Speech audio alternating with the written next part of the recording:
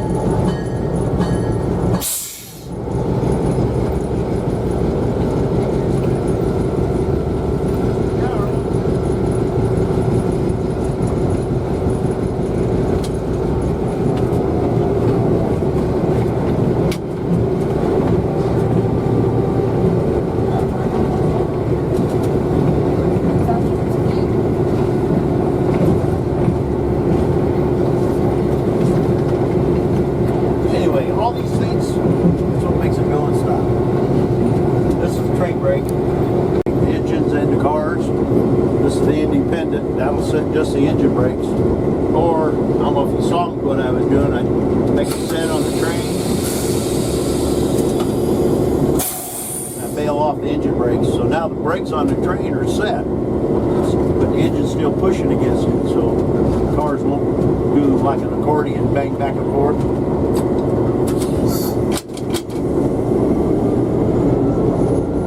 When if I pull them forwards, they'll do the same thing. You always want the engine against the train, nice and tight, pulling away from it, nice and tight.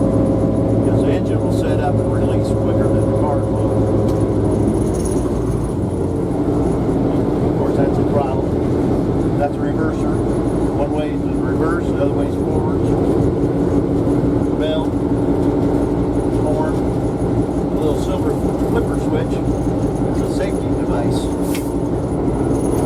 It's crew alerter. They have them in the modern engines. So if the engineer's not paying attention, doesn't do something at a certain amount of time, the little red light will start flashing. If it still doesn't react, it'll start beeping at him. Hands keep flashing. Pretty soon, if he still hasn't done anything, the brakes will go on in emergency. Throttle will go to 0, back to idle, and the brakes will all set up completely. Then you got some explaining to do, Lucy.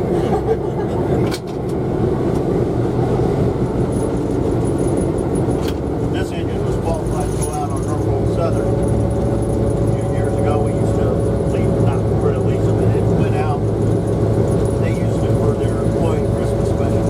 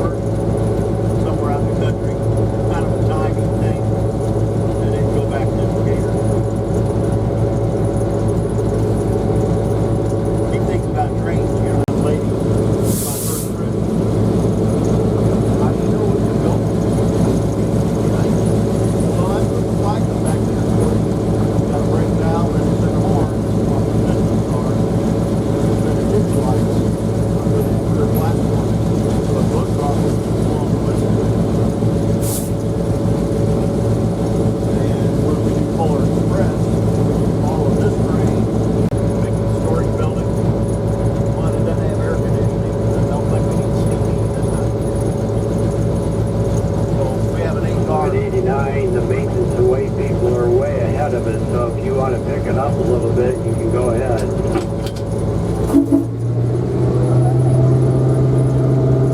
Guys in the motor car, they're going back to White Heath to work.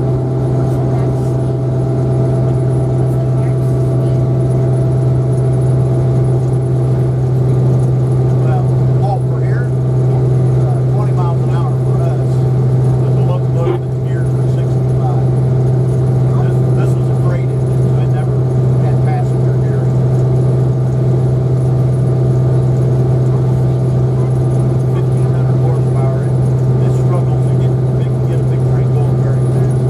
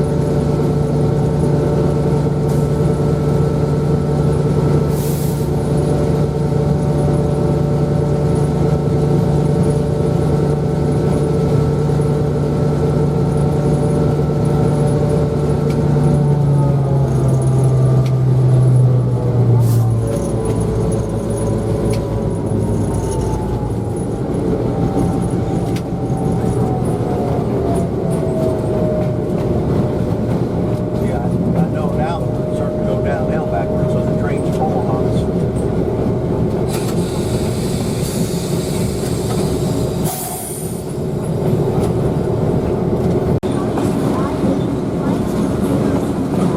Part of it's the track profile, jointed rail, where the piece of rail are molded together, softer there, it kind of goes down so the cars will rock back and forth.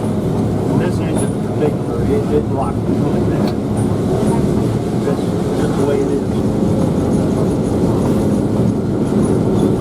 Another reason why they put whirlers in the engine, the train's rocking back and forth, the engineer falls asleep. Especially out here in the dark at night, you know, maybe you have a long day.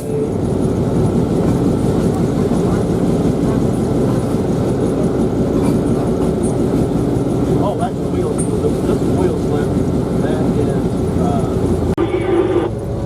if that red light up here and on the side here will start flashing. If I didn't do that, reset it, it would keep flashing and then it would start beeping at you.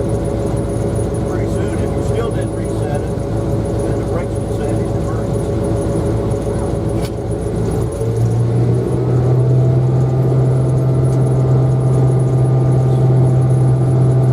There's a component back in the electrical cabinet that we've added. This engine never had this on it originally. The crew alerter system that records everything, time of day, it's cloudy or not, where the throttle is, where the reverser is, bells ringing or not. Brake, so if you make a brake application, what your speed is, how many amps you're pulling, the generator.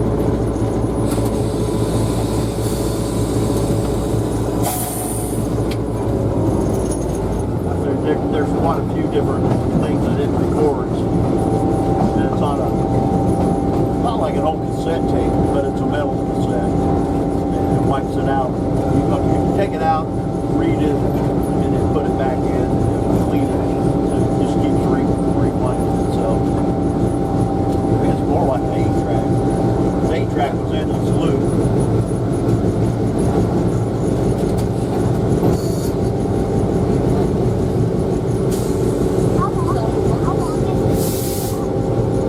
We own about 7 miles between Monticello and White Heath. Right at about 7 miles.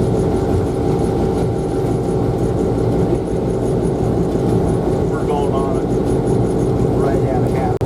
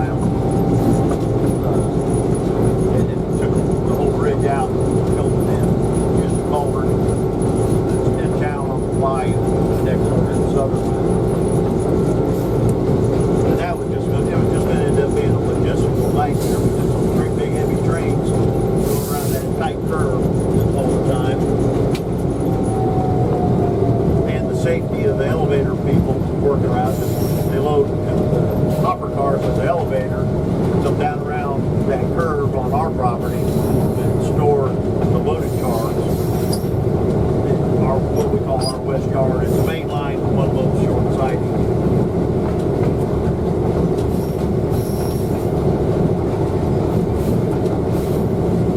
Trying to have those guys get on and off the cars and then trestle because there's no walkways on them. But, well, it's a little more expensive to put sheet vinyl in and fill and pack. But in the long run, it's going to be way safer. And now we don't have to worry about trestle.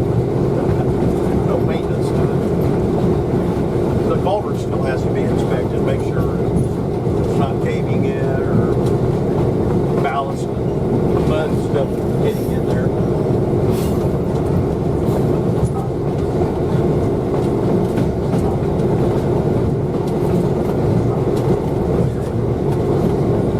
Better than riding in the coach.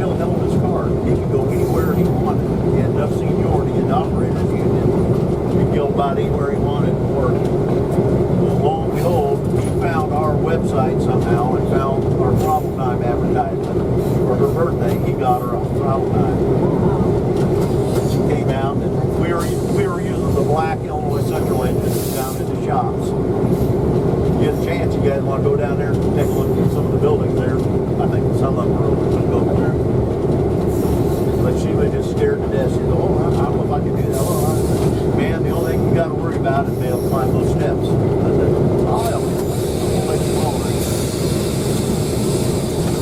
She got up there and I started explaining everything to her. I had her run through the brakes a couple times because those brakes are different than these. Oh, I just know if I can do that. Oh, I'm just so nervous.